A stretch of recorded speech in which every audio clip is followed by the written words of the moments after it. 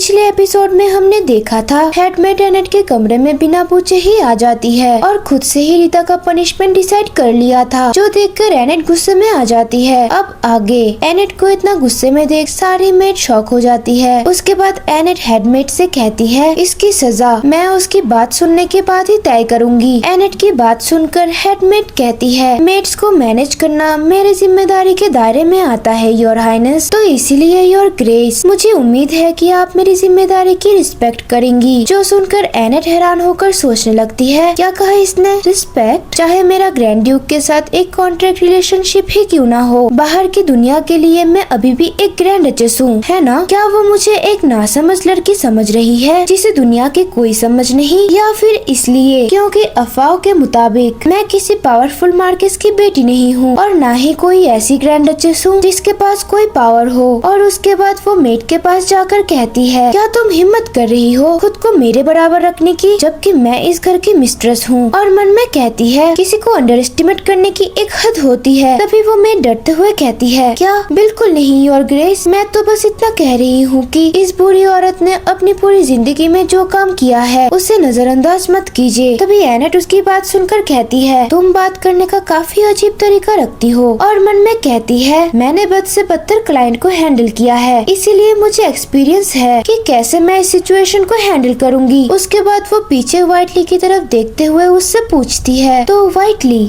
कहता है जी your grace. Annette थोड़ा एटीट्यूड दिखाते हुए कहती है मेट्स को मैनेज करने की ऑथोरिटी किसके पास है? व्हाइटली कहता है जाहिर सी बात है ग्रैंड डचेस के पास ही है जो कैसल की मिस्ट्रेस है। तभी एनेट उसकी बात सुनकर कहती है तो क्या एक सिंपल मेट का मुझे मना करना और मेरे एरिया में दखल देना ठीक है? व्हाइटली इसके जवाब में कहता है मुझे तो ये बिल्कुल भी ठीक नहीं लगता योर ग्रेस। फिर मेट डरते हुए कहने लगती है मेरा वो मतलब नहीं था, जब योर ग्रेस यहाँ नहीं थी उससे भी पहले मैं यहाँ पर उसके कुछ कहने से पहले ही एनेट उससे कहती है तो अब जब मैं यहाँ हूँ तो चलिए पुरानी बातों को छोड़ देते हैं। तभी हेडमेट कहती है पर योर ग्रेस। तभी एनेट बोलती है पर क्या तुम यहाँ मेरे साथ कोई पावर स्ट्रगल करने आई हो? फिर वो मेट एनेट के सामने झुकते हुए कहती है मुझे माफ कीजिए योर हाइनेस, मैं ऐसी हिम्मत भला कैसे कर सकती हूँ? फिर एनेट कहती है जब मैं कुछ बोल रही हूँ तब तुम बिल्कुल चुप रहोगी। तभी वो मेट कहती है हाँ मैं इसे याद रखूंगी योर ग्रेस। फिर एनेट इविल तरीके से मन में हंसते हुए कहती है अब कैसा लगा जब तुम्हारी चाल तुम पे ही भारी पड़ जाए? फिर वो कहती है अगर तुम्हें समझ आ गया हो तो तुम अब जा सकती हो। और हम देखते हैं कि सारे मेट्स जा रही थी। तभी एनेट मार्सेला को बुलाती है और वो कहती है जी योर ग्रेस। तभी एनेट कहती है अब से बिना इजाजत ये दरवाजा लापरवाही से मत खोलना, तुम तो हेडमेड हो, तुम्हें तो कम से कम बेसिक रूल्स फॉलो करने ही चाहिए। फिर वो उससे माफी मांगते हुए कहती है मुझे माफ कर दीजिए योर ग्रेस, मैं आगे से ध्यान रखूंगी। इन सब के बाद एनेट थकी हारी सोफे पे बैठ जाती है और मन में कहती है अभी जो हुआ वो तो बिल्कुल विलेनस जैसा था ना, मैं तो चुपचाप यहाँ पर रहकर बाद में चले जाने का प्लान कर रही थी। फिर ये सब क्या है, शुरू में ही हेडमेट को मैंने अपना दुश्मन बना लिया। वेल मेरे ख्याल से ये सही होगा। तब व्हाइटली चाय का कप उठाते हुए कहता है ये चाय वैसे भी ठंडा हो गया है, मैं अभी तुरंत एक नया पॉट लेके आता हूँ योर ग्रेस। एनेट हंसते हुए कहती है थैंक यू मिस्टर ली। फिर वो चाय का ट्रे उठाकर वहाँ से चले जाते हैं और तभी एनेट उन दोनों से पूछती है क्या तुम अब मुझे बता सकती हो कि क्या हुआ था रीता? और ये सीन यहाँ पर ही कट हो जाता है। फिर सीन शिफ्ट होता है और हम वही मेट्स को देखते हैं जो कि कह रहे थे वो इतनी बेशरम भला कैसे हो सकती है। तभी ब्लैक हेयर वाले मेट कहती है अभी तक उसने उसके साथ पहली रात भी नहीं बिताई, फिर भी पहले से ही घर की मालकिन की तरह बिहेव कर रही है। सच में कैसल में आने के बाद उसने कोई खास काम भी नहीं किया है ना। उसके मुकाबले में हमारे हेडमेड ने जितने साल इस कैसल के लिए डेडिकेट किया है और उसकी बात कंप्लीट होने से पहले ही वो हेडमेड कहती है बहुत हुआ, ये हमें शोभा नहीं देता। फिर वो मेट कहती है मुझे माफ कीजिए हेडमेड। उसके बाद हेडमेड गुस्से से मन में कहने लगती है मैंने उसे कुछ कम ही समझ लिया था, मुझे तो लगा था कि वो एक टेम्पररी ग्रैंड डचेस है। फिर वो कहती है इन सब से काम नहीं चलेगा, जिससे वो दोनों मेट थोड़ा चौंक जाती है। मुझे इस सिचुएशन के बारे में उस शख्स को बताना पड़ेगा। सीन शिफ्ट होता है एनेट के कमरे में जहाँ पर कुछ ड्राइंग्स को देखकर एनेट सोचने लगती है तो ये पिक्चर्स मोरिना ने ड्रॉ किया है। इस बच्ची के स्किल्स तो मैंने जितना सोचा था उससे कहीं ज्यादा बेहतर है। रीता ने जो लेटर्स चुराए थे उसकी वजह यही थी कि वो अपनी छोटी बहन को ड्राइंग करने के लिए पेपर देना चाहती थी। रीता एनेट से माफी मांगते हुए कहती है मुझे माफ कर दीजिए योर हाइनेस, मुझे बस उन पेपर्स के पिछला हिस्सा खाली देखना पसंद नहीं था। मैंने सोचा उनको ऐसे ही फेंक देना ठीक नहीं होगा। इसके जवाब में एनेट उससे कहती है, तो तुमने वो लेटर उठा लिया जो मैंने लिखा था? और वो मन में कहती है, मुझे नहीं लगा था कि ग्रैंड ड्यूक्स की कैसल की मेड्स इतनी गरीब है कि पेपर भी ना खरीद सके। तभी रीता कांपते हुए एनेट से कहती है, मेरी सोच बहुत ही छोटी थी। एनेट ये सुनकर सोचने लग जाती है, हाँ इसने सही कहा, सिर्फ उन लेटर के कंटेंट देख के ही तुम्हें ऐसा लग सकता है, लेकिन ग्रैंड ड्यूक के कैसल से ऐसे ही किसी लेटर का लीक होना एक सीरियस क्राइम है, चाहे वजह कुछ भी हो। मुझे इस बारे में क्या करना चाहिए? तभी वो बच्ची नीचे जमीन पर बैठ के कहती है, योर हाइनेस, मेरी बहन ने ये सब मेरे लिए किया था, इसीलिए उसकी सजा आप मुझे दीजिए। जो देखकर रीता शॉक होते हुए कहती है, मोरिना यहाँ से उठो, तुमने आखिर गलत क्या किया है? तभी एनेट उन लोगों को ऐसे देखकर कहती है, बस मुझे सब समझ आ गया, आखिर हो क्या रहा है। तुम्हारा नाम मोरिना है ना? मोरिना कहती है, हाँ योर हाइनेस। फिर एनेट मोरिना की तरफ कुछ पेपर्स को उसकी तरफ बढ़ाकर कहती है, क्या तुम मुझे एक पिक्चर बनाकर दिखाना चाहोगी? जो सुनकर मोरिना ब्लश करते हुए कहती है, जी जरूर योर हाइनेस। सीन शिफ्ट होता है और हम एनेट को अपने बेड पर देखते हैं, जो बहुत ज्यादा थक चुकी थी और कहती है, मैं तो बहुत ज्यादा थक गई हूँ, आखिर मैं तुम्हें मिस मैरी के यहाँ भी नहीं जा पाई। ये सब क्या हो रहा है? मेरा टोमेटो स्ट्यू। फिर भी इन सब की वजह से मुझे कुछ मिला जरूर है। वो बच्ची आगे जाकर एक बहुत ही अच्छी इलस्ट्रेटर बन सकती है, कहीं न कहीं उसकी टैलेंट की जरूरत जरूर होगी। उसके बाद वो अपने सर पर हाथ रखते हुए कहती है, क्या मैंने इन सब चीजों को लेकर बहुत ज्यादा ओवर थिंकिंग कर ली? मुझे अब थोड़ा चक्कर सा आ रहा है, लेकिन मुझे तो ग्रैंड ड्यूक से मिलना भी होगा। और ये कहकर एनेट सो जाती है। तभी हमें दिखाया जाता है कि कोई चिल्लाकर बोल रहा था, क्रिमिनल एनेट फ्रेस को सजाए मौत दी जाती है। तभी हमें एनेट को दिखाया जाता है, जो कि हथकड़ियों से बंधी हुई थी। वो डरते हुए कहती है, क्या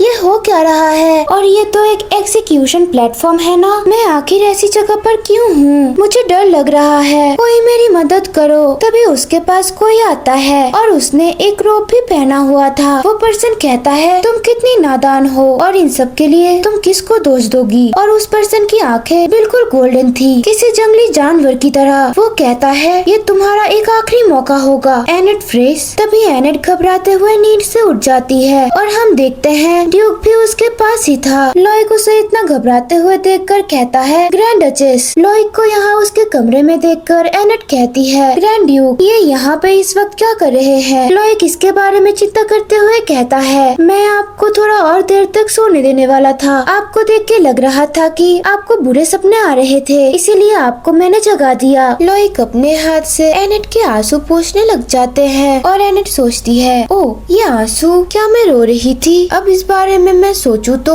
लगता है जैसे मैंने कोई सपना देखा था। तभी लॉयक कहता है, आप पूरे एक दिन तक सो रही थी, क्या अब आपको थोड़ा अच्छा महसूस हो रहा है? जो सुनकर एनेट शॉक होते हुए कहती है, क्या कहा? पूरे एक दिन के लिए मैंने इतना सोया? और उसे तो यकीन ही नहीं हो रहा था। जिसके जवाब में लॉयक कहता है, फिजिशियन ने कहा कि आपको कोल्ड है। जो सुनकर एनेट सोचने लग जाती है, तो इसीलिए उन्होंने खुद मेरी देखभाल की, वही कोल्ड ग्रैंड ड्यूक। उन्होंने मेरे लिए इतना सब किया, मुझे तो यकीन ही नहीं हो रहा है। तभी लॉयक मायूस होकर कहता है, शायद ये मेरी ही गलती है, मेरा कर्ज शायद आप पर बुरा असर डाल रहा है। लॉयक के और कुछ बोलने से पहले ही एनेट लॉयक के गाल पर हाथ रखते हुए कहती है, ये इसलिए हुआ क्योंकि मैं बहुत ज्यादा चौंक गई थी। उसको अपने इतना करीब देखकर लॉयक तो बिल्कुल शॉक ही हो जाता है और ब्लश करते हुए कहता है, मुझे पता है नॉर्थ कुछ खास मजेदार नहीं है, आपको मेरे लिए ये सब कवर करने की जरूरत नहीं है। जो सुनकर एनेट कहती है, क्या ये आप क्या कह रहे हैं? लेकिन यहाँ पर बहुत सारी मजेदार चीजें हैं तो सही, आपको कोई आइडिया नहीं कि नॉर्थ कितना मजेदार है। विलेज का नजारा देखने के लिए जाना, मार्केट डिस्ट्रिक्ट में शॉपिंग करने जाना और यहाँ का ब्लैनम स्टाइल स्पाइसी टोमेटो स्ट्यू। जो सुनकर लॉयक कहता है, टोमेटो स्ट्यू? एनेट इसके जवाब में कहती है, हाँ वो बहुत ज्यादा टेस्टी होता है। एनीवेज ग्रैंड ड्यूक, मुझे यहाँ पर बहुत ज्यादा अच्छा लगता है। जो सुनकर लॉयक एनेट की तरफ स्माइल करते हुए देखता रहता है। तभी एनेट कंटिन्यू करते हुए कहती है, मैं तो पूरे एक साल तक नफरत झेलने के लिए तैयार थी, लेकिन यहाँ ब्लैनम में आने के बाद मैं सिर्फ अच्छे से ही दिन गुजार रही हूँ। जो सुनकर लॉयक एनेट का हाथ पकड़ते हुए कहता है, आखिर आपको नफरत कौन करेगा डचेस? एनेट इसके जवाब में कहती है, वो ग्रैंड ड्यूक जो पहले कई बार मेरे साथ शादी के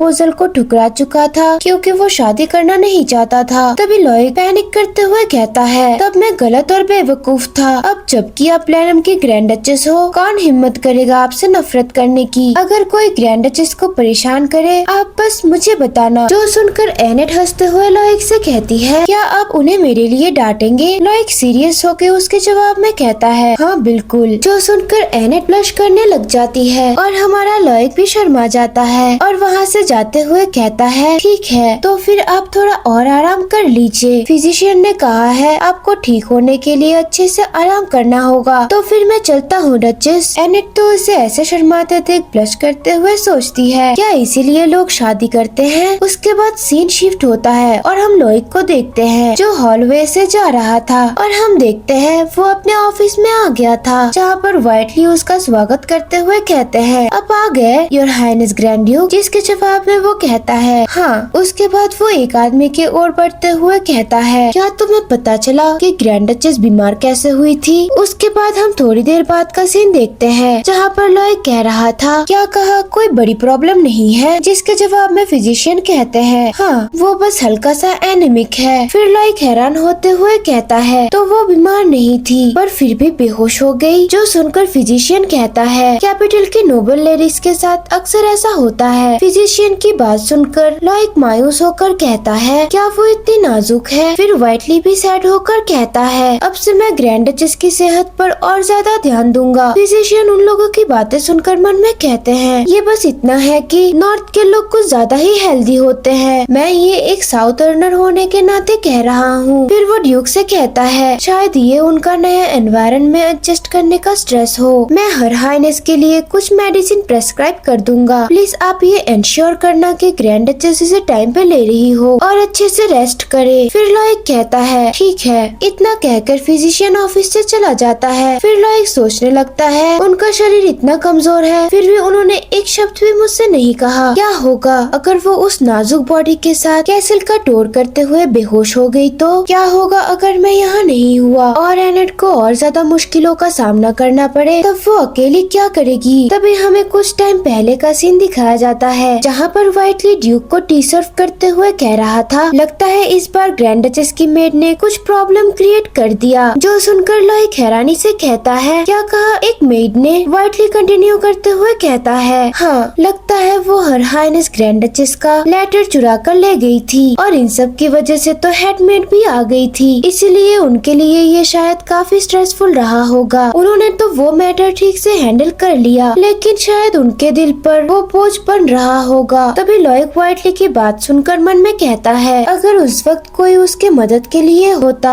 तो ऐसा कभी नहीं होता। तभी सीन प्रेजेंट टाइम पे शिफ्ट होता है जहाँ पर लॉयड व्हाइटली से कहता है, व्हाइटली कहता है, जी हाँ योर ग्रेस। तभी वो कहता है, अब वक्त आ गया है ग्रैंड ड्यूक के कैसल के लिए मेड्स हायर करने का। उसके बाद हम अगले सुबह का सीन देखते हैं जहाँ पर लॉयड कुछ डॉक्यूमेंट्स को एनेट को देते हुए कहता है, प्लीज इन्हें चेक कीजिए। एनेट उन पेपर को देखते हुए कहती है, ये क्या है? लॉयड इसके जवाब में कहता है, ये आपकी लेडीज इन वेटिंग के कैंडिडेट्स है। मैंने सोचा शायद आपको उनकी जरूरत हो। एनेट सोचती है, लेडीज इन वेटिंग? मैंने तो सोचा था कि वो तब तक परवाह नहीं करेंगे जब तक मैं खुद इस बारे में बात ना उठाऊं। उनका सरप्राइजिंगली एक डेलिकेटेड साइड भी है। लॉयड कंटिन्यू करते हुए उसे कहता है, सबसे पहले मैंने हमारे वेसल फैमिलीज की बेटियों को चूज किया है, खासकर काउंट एबोरे की बेटी। वो काफी समय से प्लैनम फैमिली के लिए लॉयल रही है, इसीलिए उसे अपने पास रखना आपके लिए बहुत फायदेमंद होगा। एनेट ये सुनकर सोचने लगती है, मेशल एबोरे, मैंने सोचा भी नहीं था कि मुझे ये नाम यहाँ पर देखने को मिलेगा। तभी हमें मेशल एबोरे के बारे में बताया जाता है कि सेंटस डचेस लव में वो ग्रैंड ड्यूक पर डोरे डालने वाली एक इमेच्योर नोबल वुमन के रूप में दिखाई गई थी, जो ओरिजिनल स्टोरी के बाद वाले हिस्से में हीरोइन को बुली करती है और वो एक विलनस है जो कि आखिर में प्लैनम को छोड़ के चली गई थी। फिर एनेट मन में कहती है, असल में इस स्टोरी में मेशल एबोरे और मैं कभी एक दूसरे से नहीं मिलते हैं। तभी लॉयड एनेट से कहता है, अगर आपको कोई स्पेसिफिक कंडीशन चाहिए तो मैं और ढूंढ सकता हूँ। जो सुनकर एनेट कहती है, ये काफी है योर ग्रेस, आपका बहुत बहुत शुक्रिया। ये कहने के बाद एनेट उस लेटर को देखते हुए सोचती है, चीजें डिफरेंटली असली स्टोरी से अलग तरह से आगे बढ़ रही है। शायद जैसे कि मेरा और ग्रैंड ड्यूक का रिलेशनशिप। क्या मैं मेशल के साथ भी दोस्ती कर सकती हूँ। उसके बाद हम 4 दिन बाद का सीन देखते हैं, जहाँ पर एनेट अपने कमरे से बाहर आके फुल जोश में कहती है, आखिरकार मुझे बेड से छुटकारा मिल ही गया। तभी एनेट याद करने लग जाती है जहाँ पर एनेट बाहर जाना चाहती थी, लेकिन फिजिशियन ने कहा था आपको ठीक से आराम करना चाहिए योर ग्रेस। और तभी एनेट कहती है, उन्होंने रेस्ट करने को कहा था, पर मुझे नहीं पता था कि वो सच में मुझे बेड से उठने नहीं देंगे। और ग्रैंड ड्यूक हर ब्रेक में आकर मेरे साथ बैठकर मुझसे बात न करते तो सच कहूँ तो